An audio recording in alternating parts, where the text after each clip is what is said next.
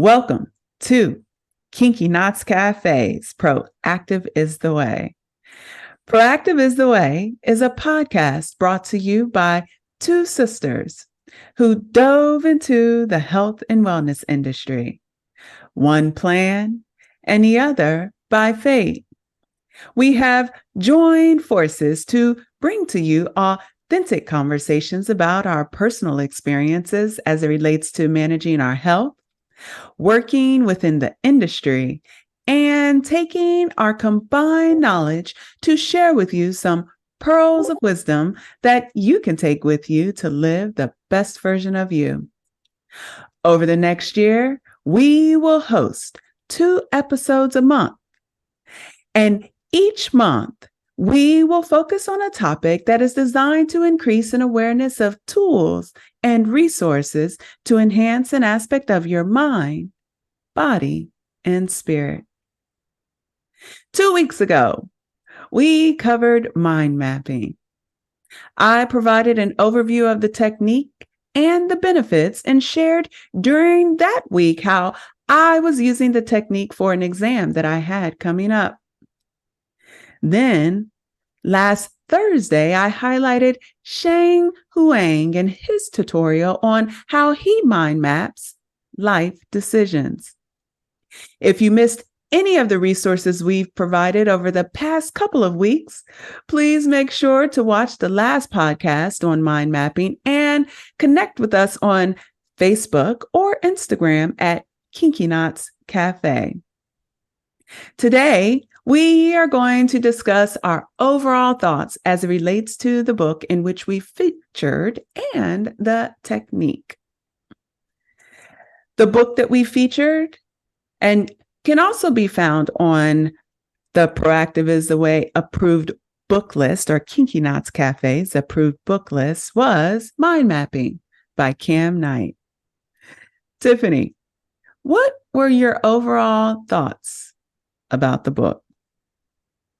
So the book was good. As we previously discussed prior to this recording today, that it's probably not the best audiobook or the best information or data to get from an audiobook. Well, really, the first 3 chapters. But that my summary would be, because I'm always looking for how something applies or how something is connected to another thing. And I think his background was he was a CPA, and he kind of dove into writing and doing mind mapping to be more effective. So in his day-to-day activities of daily life. Okay. So for me, what I was looking for was a connection. And so basically what mind mapping is for me right now, where I am in my life, grad school, working, is I do actually use mind mapping, but it's more through the fishbone diagram, the Ishikawa, for root cause analysis. Okay. So in nursing and in medicine, we try to figure out things. We have to brainstorm. Okay. And so mind mapping, the primary focus is taking one idea or taking a problem and then finding the connections, building away from it. And I'm sorry, because the arrows in an Ishikawa diagram are different than the way the mind map, as I'm thinking about it, go away from the topic. Okay. But when in some when you say go away from it, do you mean like trying to determine what is not a cause of it? Well, so like in mind mapping, you're finding all the connections, like Oh, no matter what, correlations. the Right. correlations, yeah. Mm-hmm. Um, no matter what. In Ishikawa was like using the fishbone diagram, like trying to find like cause and effect, basically. Okay. Um, that's what but it's still mind mapping. Yeah, I was going to say it still sounds like it's a bit of mind mapping It because is I'm going to totally mind mapping. It's yeah. totally mind mapping, but Okay. you're finding it's more about cause and effect, like root cause analysis. So, Okay. for example, let me give you an example because I'm kind of babbling. Um, I want to know um, if walking improves systolic blood pressure, right? Okay. So in mind mapping, you're going to place your topic or your concept, whatever it is, you're always going to place it in the circle in the middle, and then you're going to start.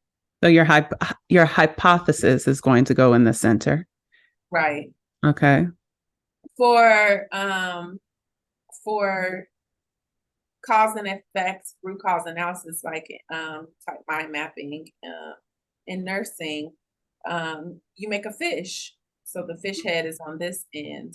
And in the fish head, that's your maybe you could pull it up, but that's your topic or your Main topic, your focus, your hypothesis. focus. Yeah.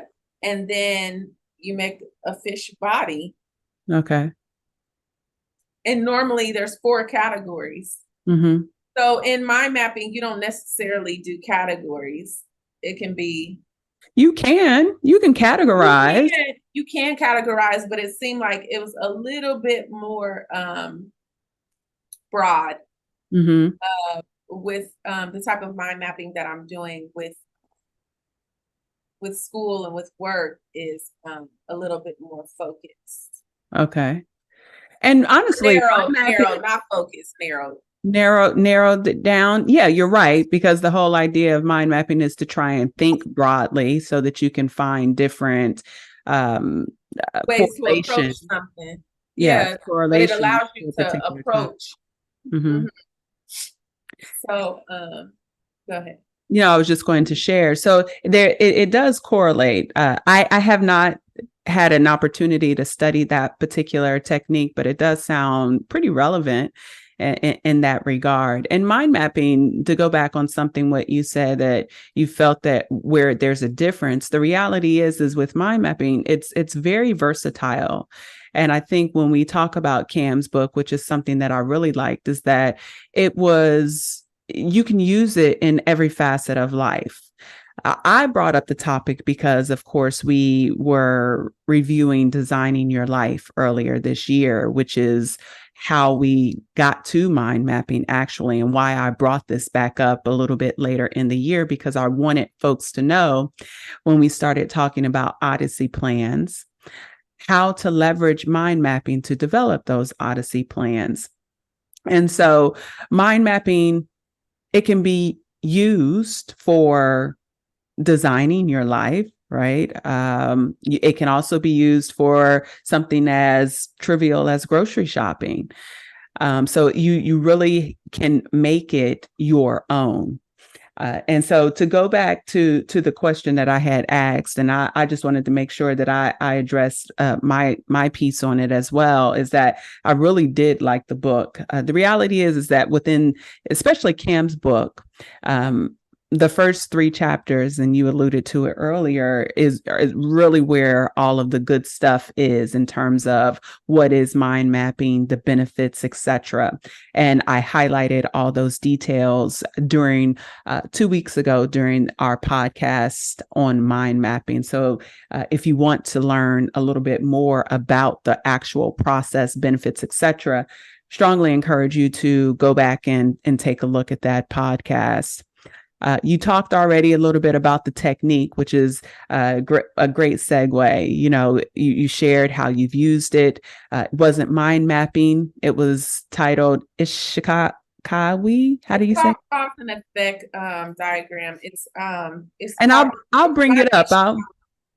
Yeah, I'll put up a quick overview of that so our listeners can kind of see the differences and then do their own research to see the correlation to the overall mind mapping technique. But I will share that I actually did have a chance to use the mind mapping technique. Have I Saw ever that. used? Huh?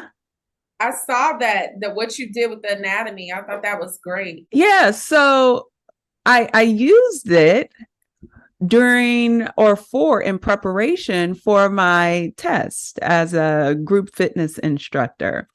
And I will tell you that I really, really enjoy the process.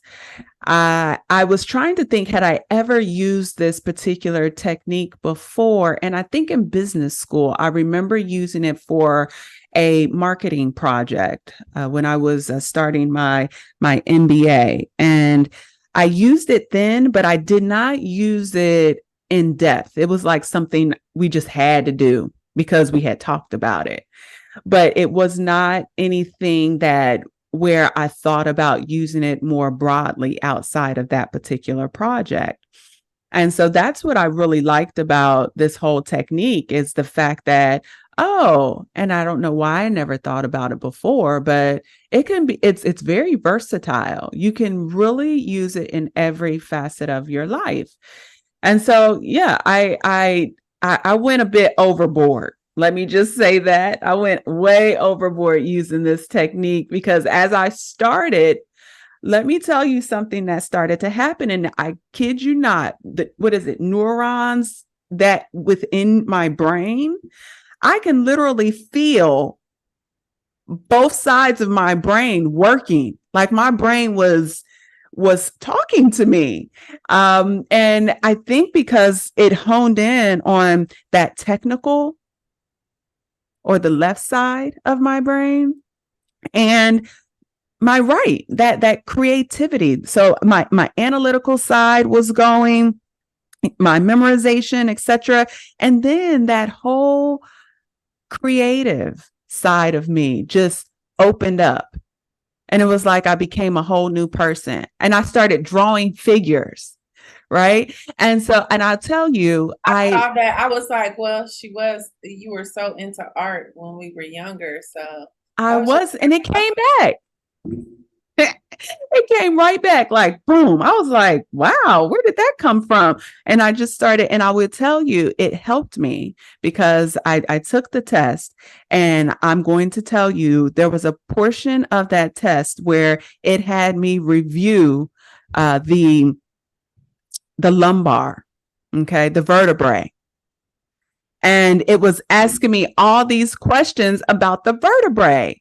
And I look to the corner and I can see my draw. Yeah, I could see my entire drawing. And I was like, oh, yeah, that's the cervix. And that's this is the thoracic and this is the lumbar. And I mean, I can see it all. And it just came up like this image in my mind. And I got those questions right. And so I was like, this is gold right here. This is gold.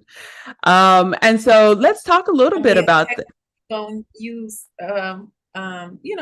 just constantly. Yeah, well, so Well, when you need to leverage or tap into something like if you know what it was really good for what's is that? if you hit a roadblock, in your studies or in your like, okay, so how can I diversify this so I am, maximizing my potential for understanding.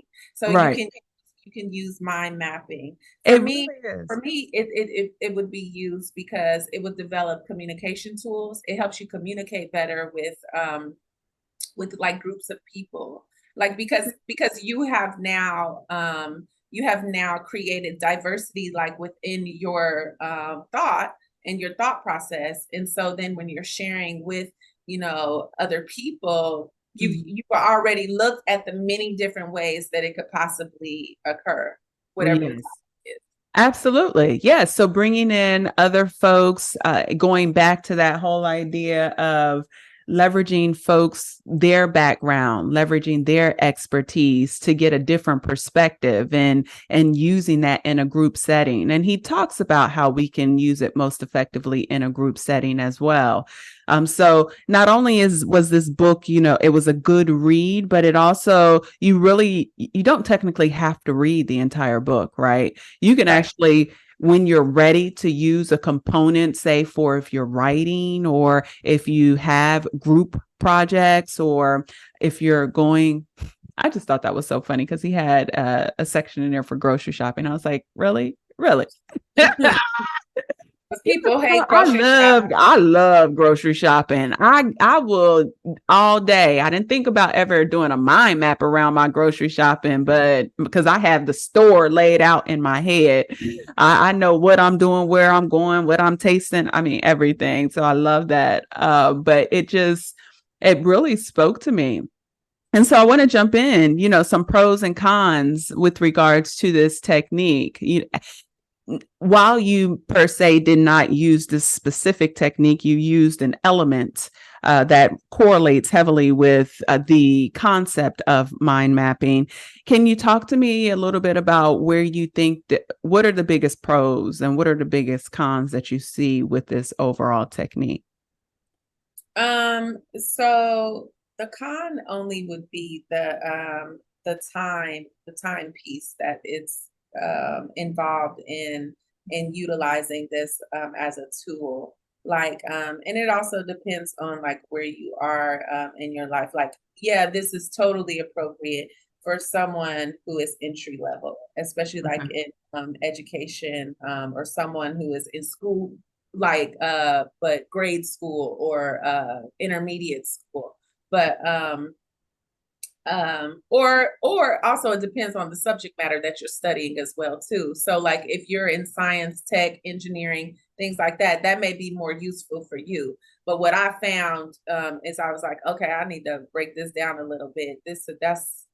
That's all well and good, that that particular technique that he's using. Mm-hmm. um, and let me back up. And if you need to learn a topic, like really learn a topic, like what you were doing, Mm-hmm. um, because you're committing some things to memory. Mm-hmm. Um, so that's kind of a con. I just think that it's a very positive tool. It was a very positive concept to introduce. Mm-hmm. So the pros would be for me is communication. So it can basically be used as a communication tool. You can integrate this into like doing reports. So Okay. like if you're doing something and you're trying to capture like the most uh like you're trying to capture the most profound or the most useful points for a topic, then I definitely would say, hey, Okay. use mind mapping to, expand upon your topic so that you are able to give give depth, because you're also able to give depth, Yeah. right? And you because you're able to look at something on its entire whole and then break it down to what actually is most useful. And right now that's kind of where we are, right? We're looking for things that are most useful because of time management. So Mm-hmm. for me right now, everything is, time management. Okay, how can I find what is my easier way to do this? But Mm-hmm. yeah, so And mind mapping kind that's of like mind mapping is kind of like a chat GPT. actually, so I'm glad you brought that up because I was thinking to myself, so it might be a tool that will be where I find use is leveraging it before chat GPT. Okay. And I say that because I think it's important while we do have tools like Chat GPT, artificial intelligence tools that think much more broadly, think faster than us. I think it's also still good that we challenge ourselves in that way, right? True. Uh-huh. Yes, we can take the easy way out, or I shouldn't even say it's the easy. It's actually being smart, I right? think so too. Leveraging these tools. And I never in a day will say, oh, we shouldn't have these, because I am all about progressiveness, right? Right. And the And the faster thing, we but the move, thing, let mhm, me interrupt you real quick. The thing about GPT and AI, right?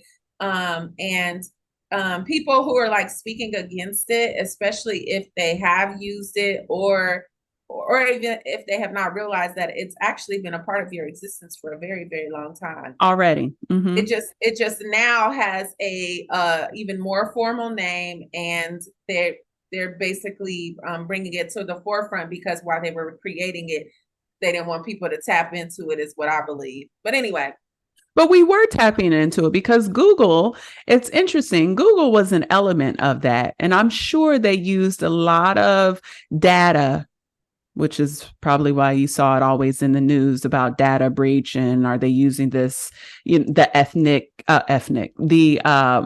ethical use of that data without letting folks know, right? But they've been capturing all this data that we've been doing to do what? To give us better answers, better response, better right. information. So we've Uh-huh. already been using it for really. When did I start using computer? 1995. I think that's when I received my first email. I don't So even we've been, remember. I don't. Maybe yeah, I was at Hampton. I was at yeah, I Hampton. was at Hampton. That's when I remember 1995. No, maybe 97, 98 is when I like started using computers heavily. But, so and using the internet. So they've been gathering this data for a very long time and trying to improve the data and giving us recommendations, etc. But now they're trying to do it in a way where the information is evidence based, right? And more. Because the way it is right now, it's not. No, when you go to Google, right? Because you get all types of stuff, and you like, dang, you really got to do research to dig and make sure, okay, is this website legit? Where did these individuals get their resources from? And then you have to go research the resource of the resource, so it's just, but Chat GPT is supposed to be designed to kind of manage all of that for us, right? But they in even in that, they have to be really careful because they are taking an element of what our thoughts, our comments are. I was reading an article where they said Chat GPT, they asked it a mathematical question and it gave them the wrong answer. And And I it's because think, of the source is sources. yes, it's sourcing So information from what other people are saying. So that is definitely something that they would have to be mindful of. But I do like the idea of a Chat GPT, but I love the idea of mind mapping, to go back to what we were sharing, because I think it's so important that we don't lose the skill set. I don't, exactly, I right? agree. So if you don't use it, you're going to lose it. And I think it's so critical that we get in the habit of initially, launching our creativity first, and then leveraging those resources like Chat GPT to help bring substance, right? To help bring foundation, to broaden, add more depth to our thought process, to help us have a different perspective. Yes, That's I agree. another thing too. I think about people who have prejudices and things of that nature and dare not go ask someone. Well, shoot, don't come to me. Go to Chat GPT, and like, I like that it allows individuals to be confident. It's, I don't want to say confidential, but more private in their research, in trying to get answers, etc. So but yeah, so mind mapping, it definitely is a critical skill. I think it needs to stay around, and I think we need to learn to leverage it even more so that we can continue to grow, to develop, to be more progressive. Now they do have some tools out there to build mind maps. But I will tell you, because there's applications. You don't have to do this by hand. We were talking about how it's time consuming. It is extremely time consuming if you do it by hands. But I will tell you, I thought when I did it by hand, it really helped to cement what I was learning. Yeah, that's what I was gonna say. Because you do need to do it by hand because oh my goodness. Was it him that said it, or did I just read this article? But anyway, because it does cement the information, it helps for retention. Yes, it really You're does. not necessarily like the interaction that you're having between between inputting something into a device for it then to create whatever you're inputting. You may or may not retain that information. Right. Yeah, I could have used the tool, but something said don't use the tool. It said use in my mind, it was like, no, use your hand, because that hand to paper to brain connectivity, I think I think there is a study about that, about how when we write, we have the tendency to not only recall, but also, well, yeah, to recall is what it was, what it was geared around, our ability to memorize and recall. But so it was definitely good for that. But time consuming was a con that I saw, but a worthy con. I think there was a benefit in it. And besides, you shouldn't be studying last minute anyway, right? So we should take that time over a period of time to study. Like I had been studying for 4 weeks. There's applications. That was a pro. Another pro, it's therapeutic, especially if you use color. Like, so some of the modalities that I gathered for this was like line paper, my mechanical pencils, 0.9 millimeter. Big mechanical pencils. I love a good mechanical pencil. I'm telling you, and it's cheap. It's cheap. I was like, ooh, but and then colored pencils, and I got everything that can be erasable, even my colored pencils. So if I made an error, because when you're creative, you tend to erase a lot because you make edits, you adjust, etc. And so so those were my modalities. Those 3 things. And I only did my studying. I had already studied 4 weeks before, but for these last couple of weeks doing the mind mapping, I incorporated that into my studies. And I will tell you once again, as I mentioned, I just took the test, and that lumbar part, I couldn't remember. The vertebrae, I couldn't remember a dang on thing. But the moment I pulled that image in, I was like, doo-doo-doo-doo. It's like my brain just started working. It was very interesting. Using shapes, symbols, images in this particular tool is required, I think. It's a higher level. A higher level learner will do that. Yes. If you're not doing that, then you're not going to reach the potential in your learning that you desire to have. Yeah, it was like doodling.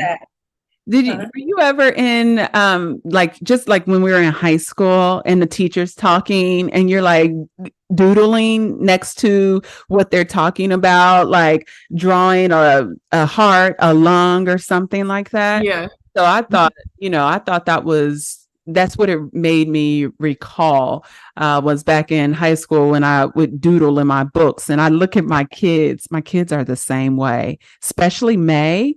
Oh my God, you open up her book and she's got her little notes, and she's got all these drawings. Now, none of her drawings correlate to what the heck she's learning, but I just, because she draws all these comic figures, but just reminded me of that. But having purpose behind the drawings helped to cement the knowledge that I gained. So using a blend of an outline and art really tapped into both sides of my brain. And then and you can reverse it too. You can start your mind map and make your outline from your mind map. true.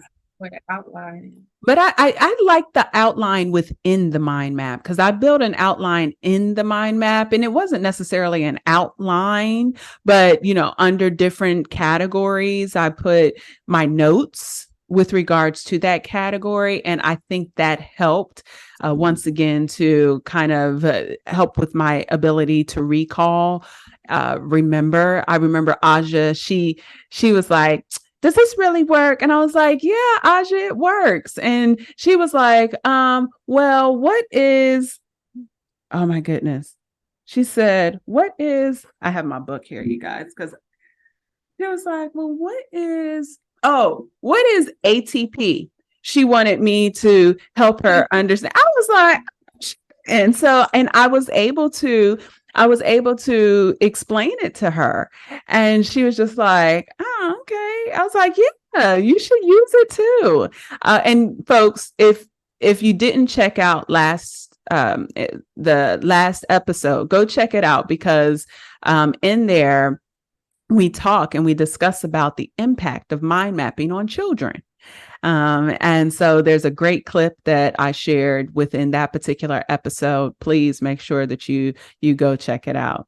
And then lastly, just a recommendation when you're doing mind mapping, I think giving yourself enough space to categorize is so important. And I'll show you if you can see this.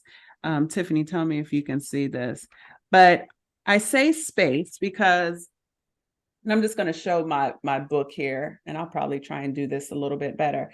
And see, the colors make it fun and make you want to read it. Yes. Like review it. It makes you want to go back and review it, because you're like, oh, those colors were so nice. Yes, and I had like all my colors sitting with me, and I'm like drawing, and it just like took me back to childhood. I don't know. I loved it. I really did. But I noticed when I put too many mind maps on one page, as you can see here, I had too many.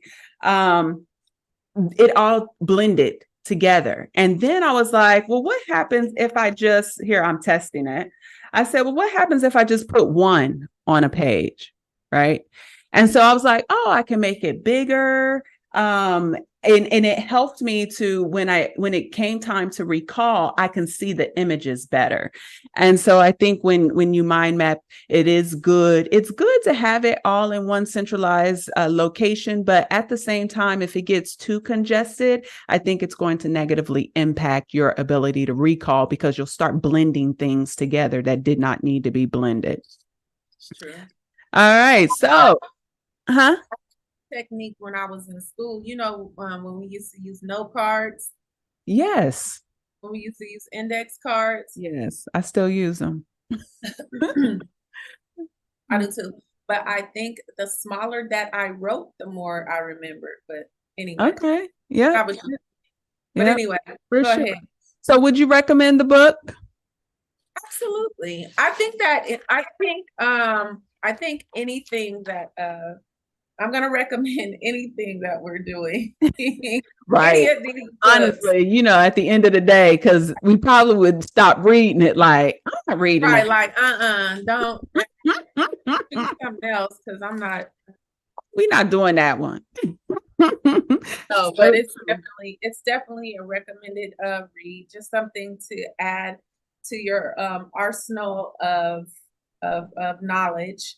So that you can, design the life you wish to lead.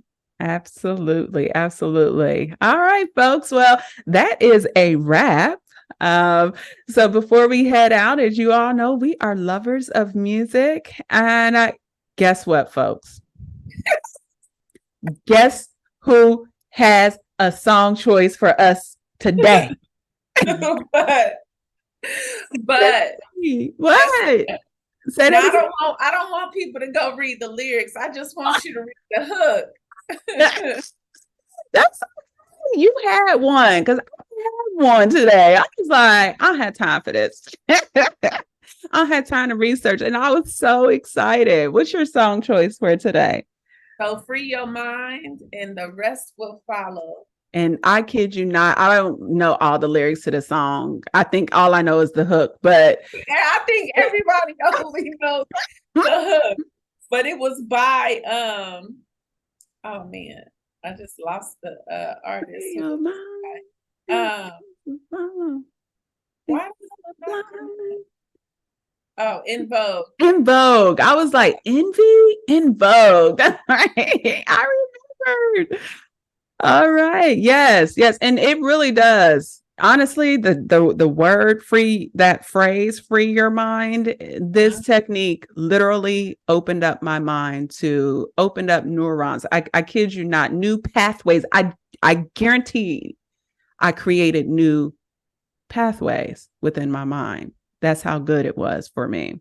And of course, I'm wondering if folks are like, well, did she pass? I mean, she all talking about this exam, etc. Yes, folks, I passed. You're looking at America's Mom, the newest group fitness instructor. I went for my group fitness instructor certification and I passed. And I'm so excited. And thank you. Yeah. Pats on your back. Girl, patting left and right. I had to take a nap. I remember I was like, Tiffany, I need to take a nap after that. Oh yeah, I had to take a nap after that. But all right, you guys. Well, it definitely was a pleasure getting to connect with you again, Tiffany. It has been so long. Hopefully we'll be doing this again. We have just 2 more months of this particular series, our 2022 into 2023 theme of designing your life. Just a couple more months to go. So thanks you all for joining us in 2 weeks. So we will be launching our next session on the Odyssey plans. More details to come. To access all replays or learn more about Kinky Knots Cafes, Proactive is the way. Please visit www.kinkyknotscafe.com. Proactive is the way, my friends. Take good care.